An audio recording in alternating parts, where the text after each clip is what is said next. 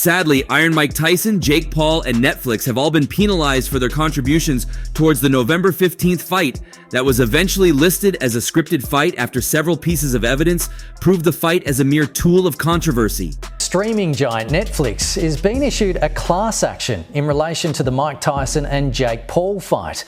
TMZ reports the lawsuit is over streaming issues and a breach of contract. Thousands of viewers claim they had trouble. Their penalties are quite outrageous, but that's not even it. What has surprised many more was Mike Tyson's reaction to the judge's comments. This was surprising because some news reporters were out of the court waiting to hear the results. Instead, what they got was the news of Mike Tyson's collapse. As a result, the boxing legend was rushed out of the court to be treated.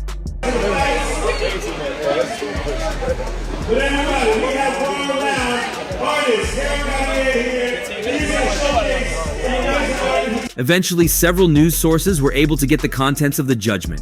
It was noted that most of it only included a financial compensation to the fans who filed a lawsuit. Perhaps this was the main reason for Mike Tyson's collapse, as he had settled for the fight in the first instance. In fact, the reason he chose to get into the ring again was to make some money for himself and his family. It's amazing they got paid so much money for that, and I'm happy that he didn't get hurt. That was my fear, that it was going to be a real fight and he was going to get hurt. He's still quick. Oh yeah, he's still very quick. But you know, Mike had, he was... Asking such a person to make certain financial sacrifices would most likely not end well, especially if the person is a 58-year-old whose health has had several complications in recent times. Well, the judge's final judgment was that the fighters paid a certain percentage of their earnings from the fight to settle the lawsuit, while Netflix will be paying a larger percentage. A lot of good things gonna come after this fight, but the most important thing, Mike gonna back home with his family, with his loved ones, and health. In the end of the day, we just want to fight it, to be health, and back home with us. Tyson's collapse was just enough proof that he is yet to recover fully from the damages he suffered during the fight. Jake Paul was the only one at the post-fight press conference, while Tyson was represented by his coaches after things got really bad for Iron Mike Tyson, as he was referred to the hospital once the fight was over after the medical team conducted some post-fight tests on him.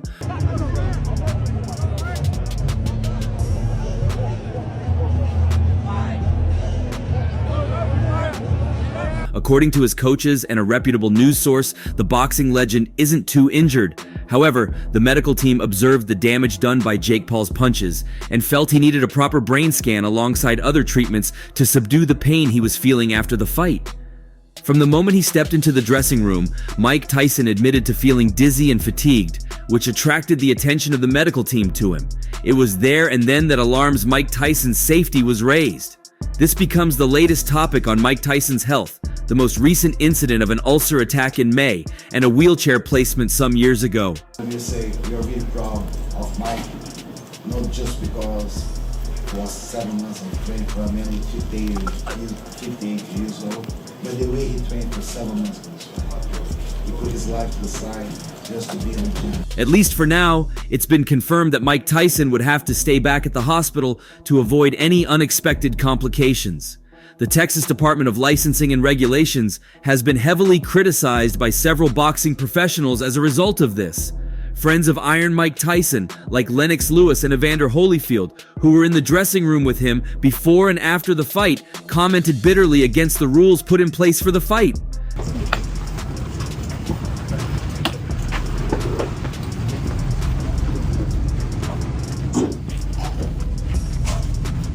Their complaints were quite different from the boxing world, who felt Mike Tyson and Jake Paul shouldn't be put against each other under any circumstance. For the two former world heavyweight champions, they felt the rules should have been more flexible in Mike Tyson's favor. To the dismay of many boxing fans and professionals, they saw this scenario eventually playing out. But there was the fantasy and deception that came from Mike Tyson's sparring and training sessions that deluded many into believing a 58-year-old man's chin would hold punches well. Even aside his chin, the tiredness was so evident that he could hardly throw punches, as he landed just 18 punches all night long, as against Jake Paul's 78.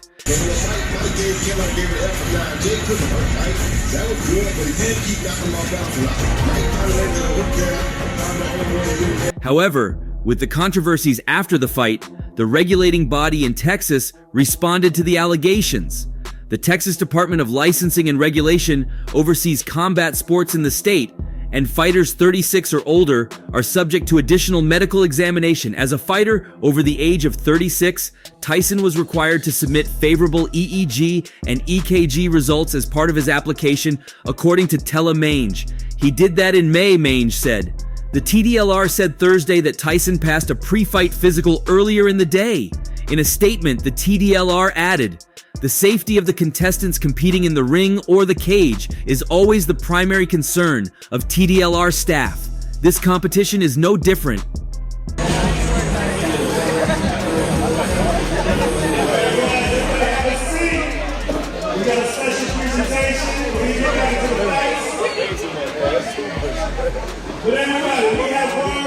At 58, the former world heavyweight champion was one of the oldest boxers to compete in a sanctioned professional fight.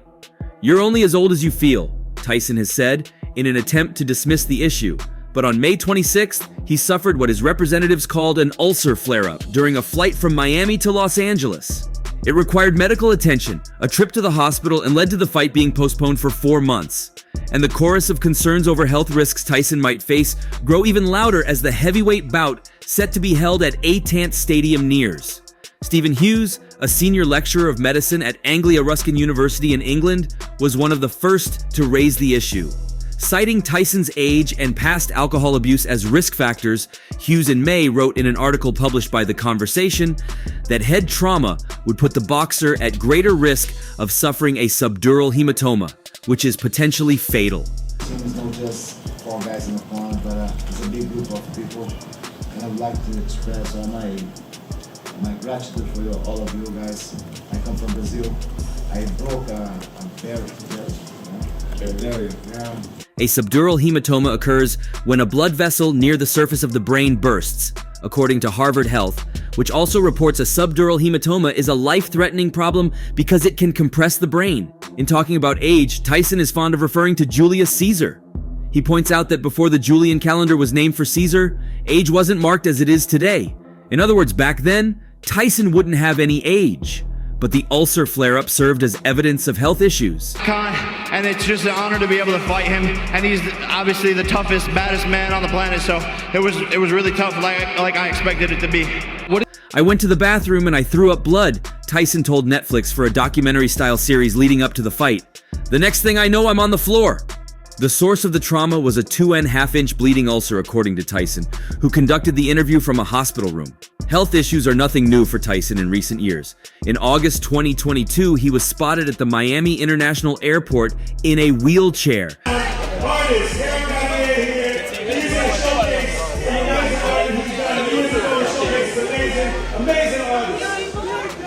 And to thank Mike Tyson for being in this building, we want to showcase one of our homegrown talents.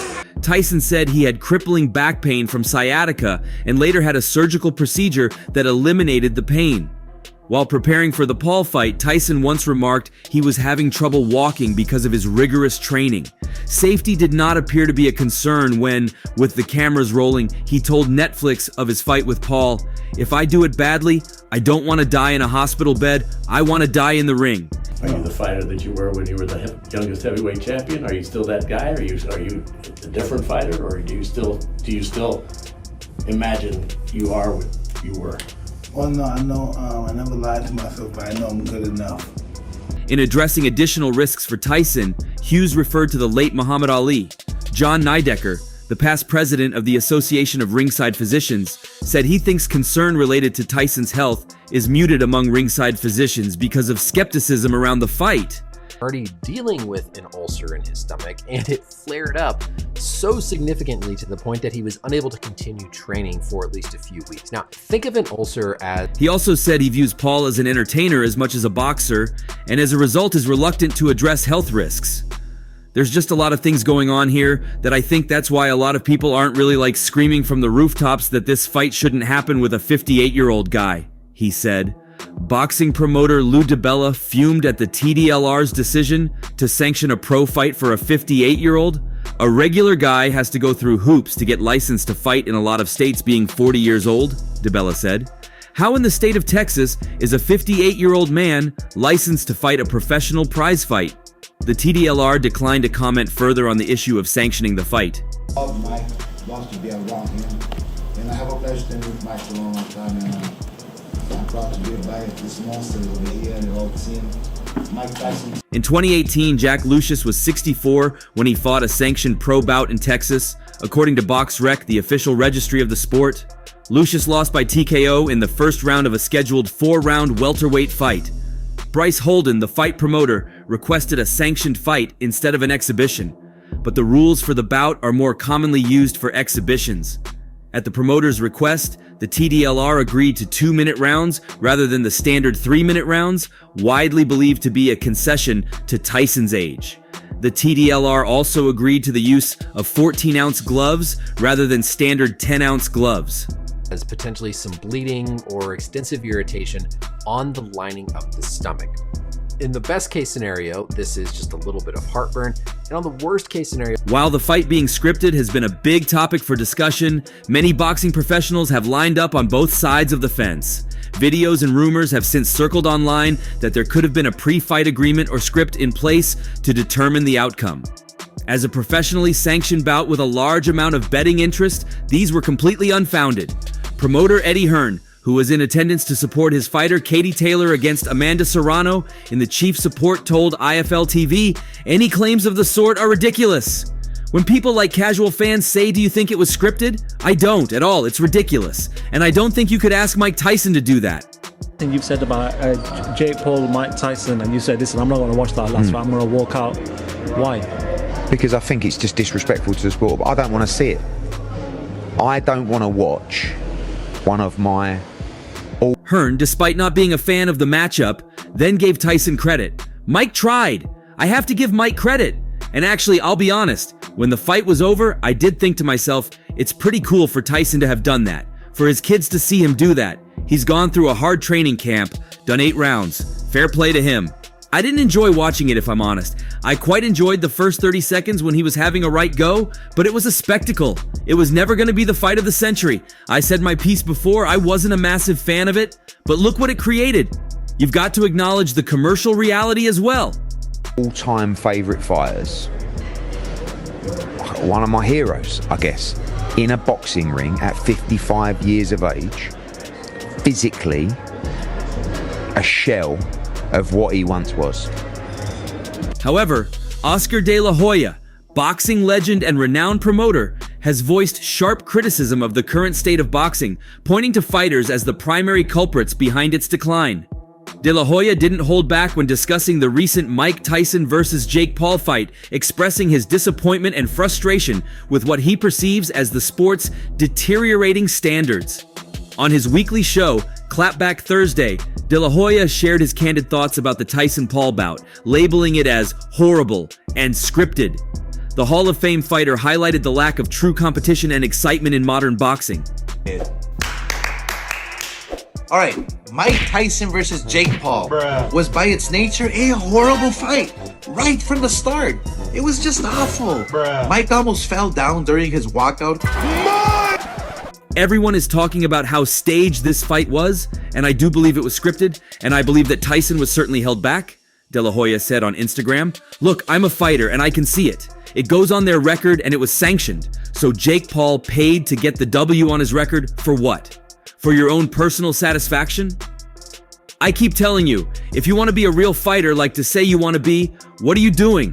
Like who's next? Joe Biden? You have to fight real fighters." However, the fight drew 65 million households, which means roughly 200 million eyeballs were watching, and the huge winners were Amanda Serrano and Katie Taylor, who put on an incredible real fight that were introduced to new fans around the world. It was on quicksand since the first 10 seconds of the fight. Oh, and did you see that 58-year-old ass? It was wishful thinking for all those idiots. Boxing has been in hibernation, said De La Hoya.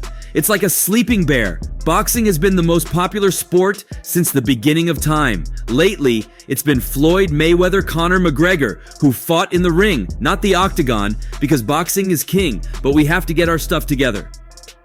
Fighters are not daring to be great, and we are stuck accepting mediocre fights. Look, being a fighter and now a promoter who knows the ins and outs, I have to say it's the fighters who are killing the sport. People try to blame the promoters, managers, or trainers. No, it's the fighters. I was one, and I can tell you, if my camp urged me to fight someone and I wanted to fight somebody else, we fought who I wanted to fight. De La Hoya added. Kids who thought they were gonna get Mike Tyson of the 90s come out and rip somebody's head off.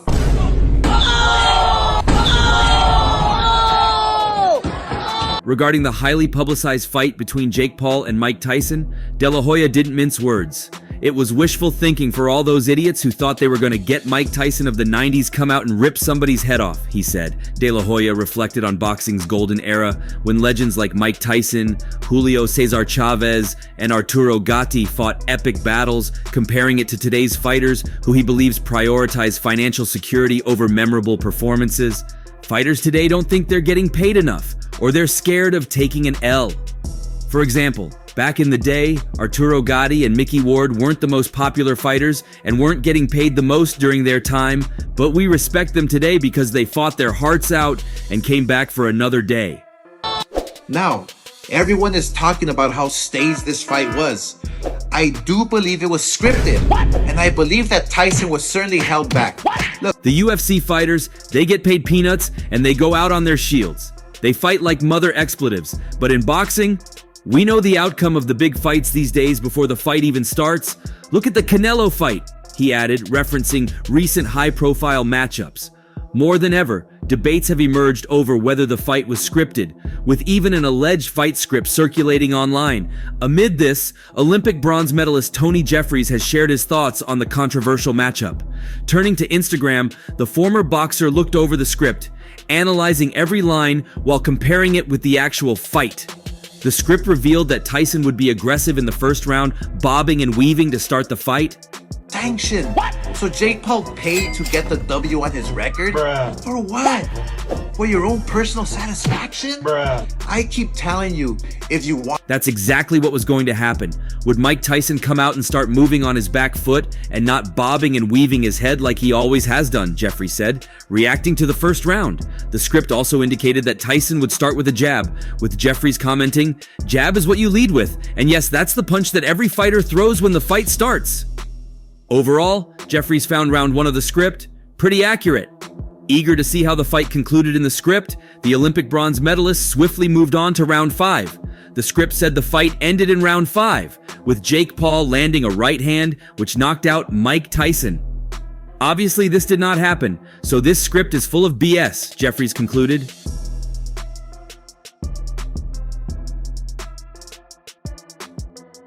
See, Mike Tyson could have knocked him out there. In reality, the fight never saw a knockout. It didn't even see a knockdown, which ironically made the fight so boring to begin with. At this point, it's clear that the fight wasn't rigged or scripted. While being disappointed with the outcome is understandable, accusing the fight of being rigged is another matter entirely.